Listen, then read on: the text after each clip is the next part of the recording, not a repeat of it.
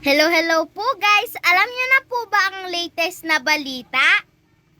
Mga ka-JC's goodies dyan, shout out! Lumipat na nga po pala sila sa new location. Mas convenient po sa mga bumibili po sa kanila. Lumipat po sila dito, malapit sa pwesto namin.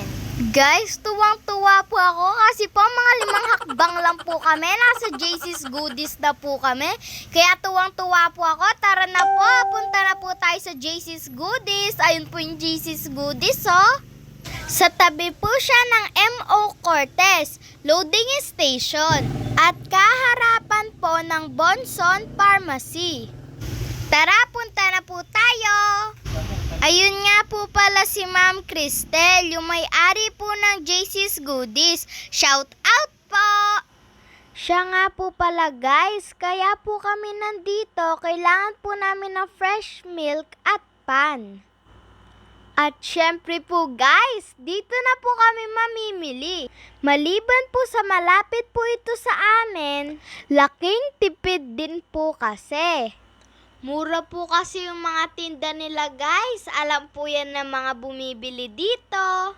Siya nga po pala, sa October 12, sabi po nila, meron po silang reopening sale.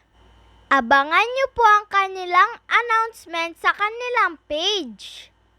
Sigurado, laking tipid na naman po ito. Lalo na po sa mga mommies na nagbabudget po dyan. So, ayun po, visit nyo po yung store nila ha.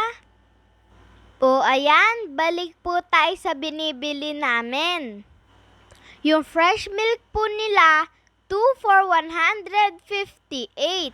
Bumili din po kami ng isang balot ng pan. Gagawan po ako ng egg sandwich ni Mama Bu.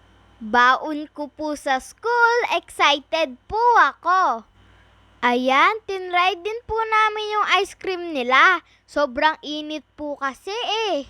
Bumili po kami ng chocolate popsicle at saka po yung mochi ice cream. Sobrang sarap po guys. Lalo na po, partner po ngayon kasi po sobrang init. Follow for more videos. Don't skip my ads. Please share na din po.